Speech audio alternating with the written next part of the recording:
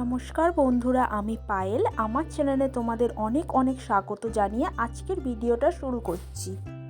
আজকের ডালের বড়ার একটা নিরামিষ রেসিপি তোমাদের সাথে শেয়ার করব। তোমরা ভিডিওটা দেখতে থাকো, আশা করছি তোমাদের ভালো লাগবে।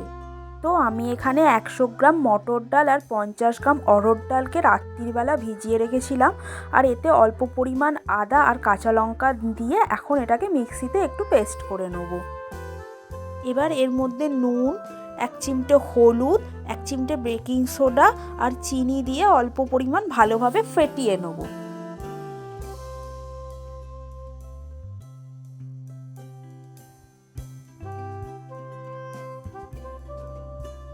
তো ডালের ব্যাটারটা একদম রেডি হয়ে গেছে। এবার কড়ার মধ্যে তেল ঢেলে বড়ার শেপ করে ভেজে নেব।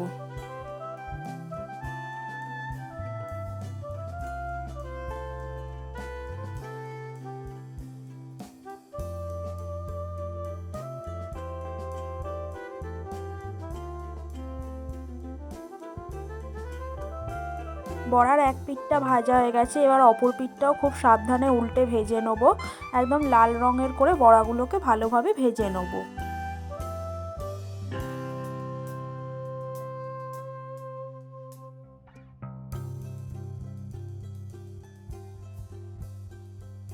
যে বড়াগুলো একদম ভালোভাবে লাল লাল করে ভাজা হয়ে গেছে, এবার একটা জায়গার মধ্যে এগুলোকে আমি তুলে নেব।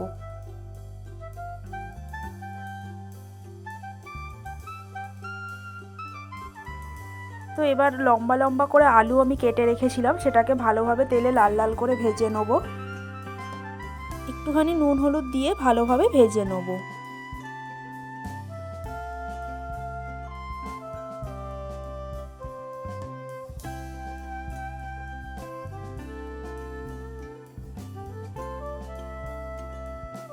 আলুগুলো এখানে ভালোভাবে ভাজা হয়ে গেছে, এবার একটা জায়গার মধ্যে আলুগুলোকে তুলে নিলাম।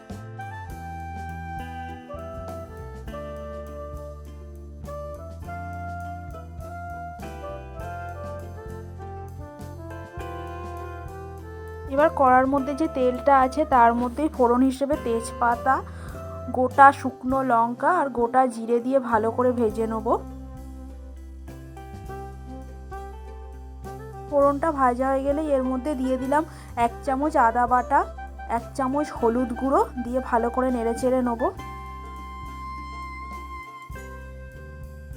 এবার তেলের মধ্যে দিয়ে দিলাম 2 চামচ কাশ্মীরি লঙ্কার গুঁড়ো, 1 চামচ শুকনো লঙ্কার গুঁড়ো দিয়ে ভালো করে ভেজে নেব।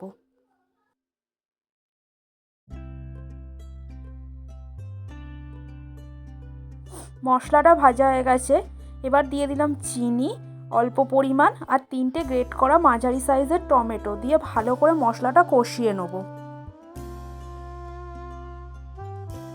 মশলাটা এখানে কষানো হয়ে গেছে, মশলাটা দিয়ে তেলও ছেড়ে দিয়েছে। এবার দিয়ে দিলাম কুচি করে রাখা ধনেপাতা, স্বাদ মতো নুন দিয়ে একটুখানি ভালোভাবে নেড়েচেড়ে নেওয়ার পর ভেজে রাখা আলুগুলো দিয়ে মশলাটার সাথে কষিয়ে নেব।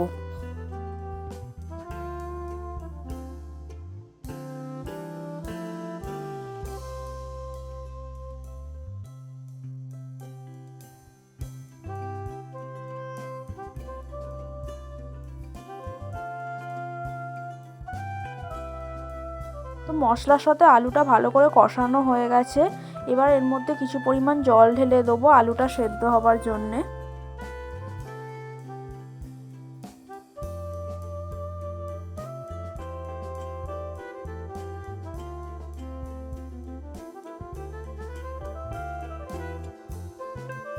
তরকারির জলটা ফুটে গেলে এর মধ্যে ভেজে রাখা বড়াগুলো দিয়ে ভালোভাবে ফুটিয়ে নেব, যাতে বড়ার মধ্যে কাইটা একদম ভালোভাবে ঢুকে যায়।